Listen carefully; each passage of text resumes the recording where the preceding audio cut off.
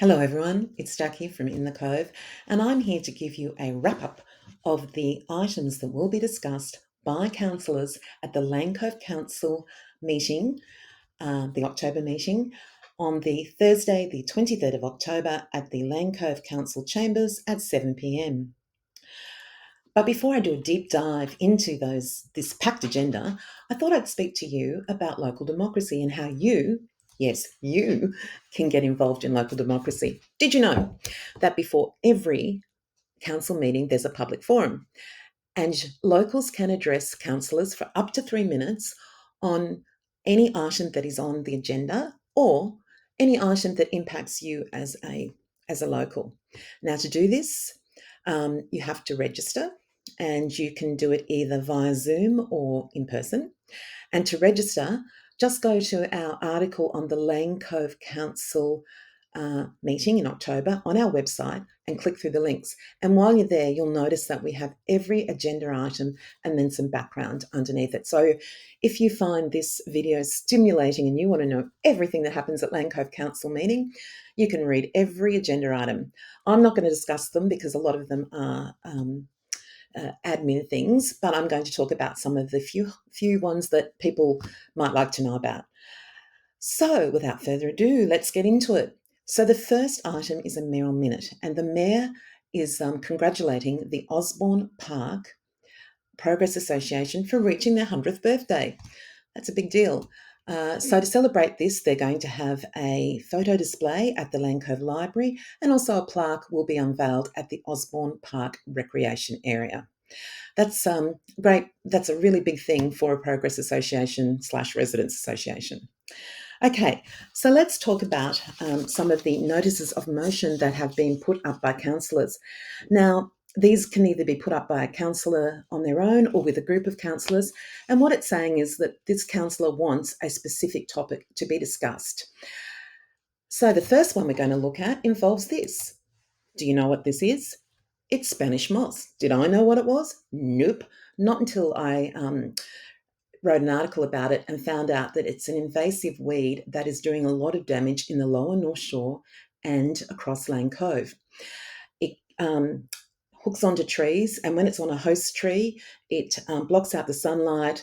It's so heavy that it weighs down on the tree, branches fall, and also the tree eventually dies. And given that we are leafy Lane Cove, we want our trees to survive. So Rochelle Flood has tabled a notice of motion asking the council to look at opportunities for increased management of the Spanish moss within Lane Cove Council, and also to advocate for the federal recognition of Spanish moss as a priority weed. Okay, so the next couple of notices relate to this, the St Leonards South precinct. That is what it's going to look like when all the developments have been constructed. And you'll see that it's a big area that borders on one side on the Pacific Highway and on the other side, River Road. So councillors Southwood, Greenwell and Taylor have tabled 2 notices of motion in relation to this area. And before I go much further, I thought it would be a great idea just to explain a little bit about what this area is and how big it is. So that is an area of 6.2 hectares, and we're seeing high-rise residential construction that has not been seen in Lane Cove before. Once the construction is finished, there will be approximately 3,629 residents. That's very specific, and 1,839 apartments. Now, with these apartments being due to complete in 2027, many of the residents, particularly those who are down on the River Road border, will need to access the Wollstonecraft Station and Greenwich Public School, and so they will need to cross River Road. How do they do that?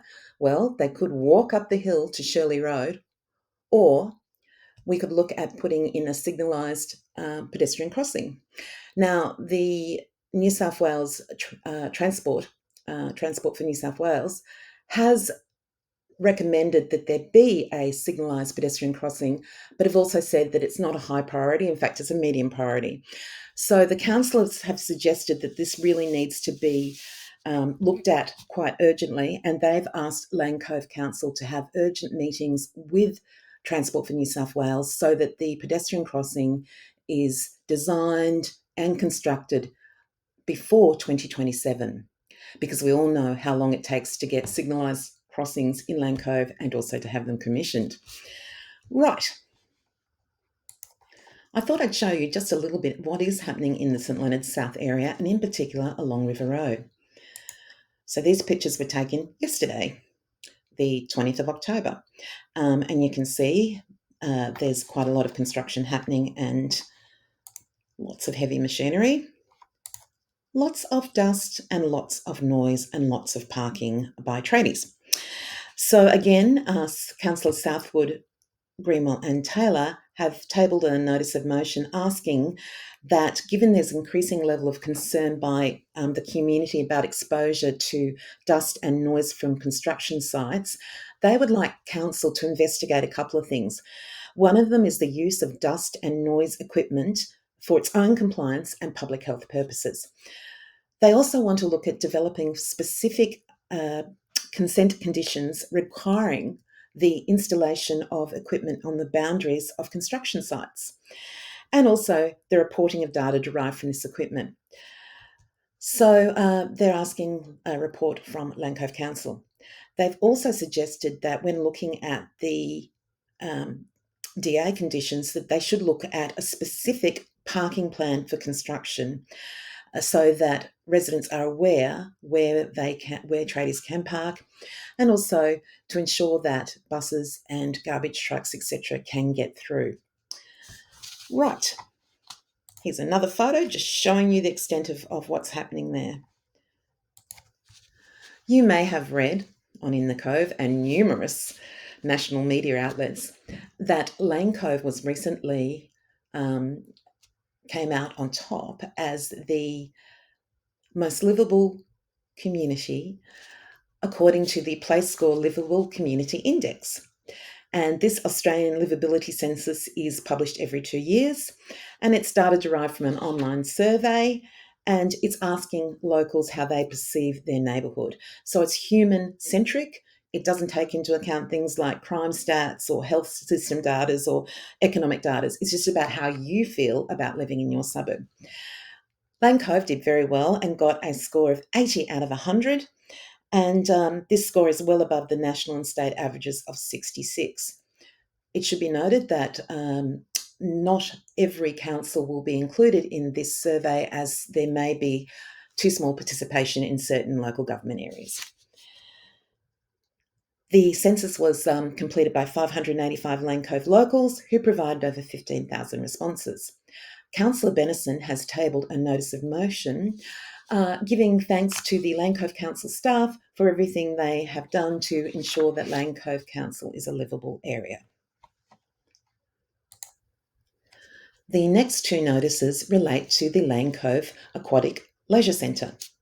The first one is in relation to the management agreement. Bluefit, who is the current manager, has been appointed for another 5 years. Now, this appointment was done after an independent review of the management operations was undertaken. And on the basis of this independent review, council staff are satisfied that Bluefit is doing a job which is not only compliant, but with contractual obligation, but is also delivering performances that exceed industry benchmarks. I'm going to read out specifically what is in the agenda item because I know a lot of people are interested in how the pool is managed. The independent review confirmed that the current operator is not only compliant with all contractual obligations, but is also delivering performance that exceeds industry benchmarks. With annual visitation nearing 1 million, membership penetration more than double the national average, and learn to swim enrolments surpassing those of comparable facilities. The centre is achieving excellent community reach and impact. A net promoter score of 37 plus also demonstrates strong customer satisfaction and loyalty. The report also did note, while the review identified some areas for improvement, particularly around presentation standards, housekeeping and the ageing condition of certain assets, these are shared challenges with council that reflect both the operational and infrastructure responsibilities. They also highlight the need for improved follow-through on audit recommendations and a more proactive approach to asset management. So based on these findings, Bluefit will be managing for another 5 years. The next notice of motion is one by numerous councillors, Bryler, Southwood, Flood, Greenwell, Kennedy, Little and Rowenfeld. And they've tabled a notice of motion requesting that a workshop be held in late 2025 or early 2026 on the electrification of the Lane Cove Aquatic Leisure Centre. Then after this workshop, they would like information to be reviewed and included in the 2026-27 budget and long-term financial plan. The notice of motion states that gas heating public swimming pools are major contributors to greenhouse gas emissions due to their reliance on natural gas. These facilities are among the highest energy consumers in the local government areas. Electrifying pool heating systems and transitioning to renewable energy sources is an essential step in reducing net zero emissions. Right, so that's in relation to the pool. Recognise these lifts? I bet you do. And the day I took this photo, the lift wasn't working and hasn't been working for a long time.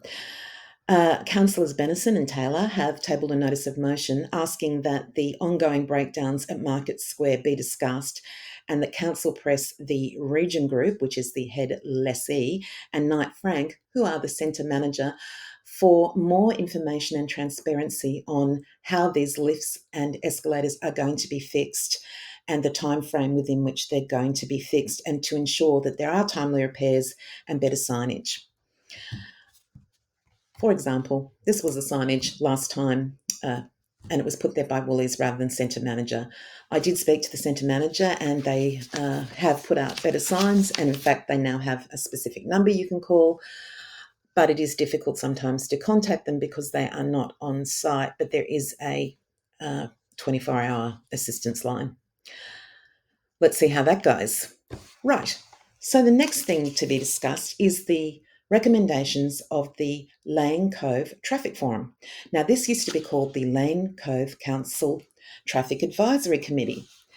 This has changed, and I'm actually going to do an article on the changes and what this means. So look out for that one. I know you'll be waiting. Now, there's several recommendations from the Lane Cove Traffic Forum, but one of them relates to the notorious bend on Mowbray Road.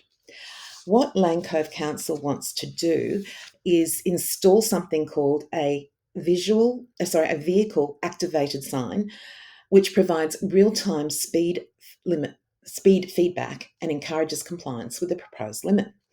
The minutes speak about this being a high accident zone due to speed. Well, I've been covering accidents over here for a long time, and one, they always occur, nearly always occur when it's wet. And eyewitnesses have told me that the vehicle didn't appear to be speeding. And I've also been approached by a local resident with over 20 years' experience in road safety. And he contacted me and noted that there are several reasons for accidents on that bend, being a combination of poor drainage design, surface contamination, vegetation management issues, inadequate signage, and the tight geometry, making this location hazardous during wet conditions. So you can see that this new sign will be where the blue dot is. That's just one step. There is also plans to look at the whole shape of it, but this will give them some real-time data. The forum also discussed the Sierra Street intersection with the the Harris Farm Markets complex. Now, you can see that that's just down the bottom, and at the moment, you'll see a lot of people just coming straight through there, not realising maybe that vehicles are coming from Tambourine Bay Road along Sierra Street and that there could be a collision. So there's going to be a stop sign there. One of the other things that the Lane Cove Traffic Forum discussed was the very popular Lane Cove by the River Wine and Food Festival. And this will be on the 2nd of November this year, and tickets are already available. And again, there's a link on our websites for you to get those tickets. Here's my hint. Buy the tickets for the drinks before you get there, because otherwise the lineup is really long and sometimes they run out of glasses. Right, what else is there? Okay, well, that's really the big agenda items. There's a lot more on there, and a lot of them are admin things. So why don't you look at our article on the In the Cove website so you can look at every agenda item if you so desire. I hope you've enjoyed, that may be a strong word, our wrap up, and I look forward to doing this again, maybe on another subject. Bye.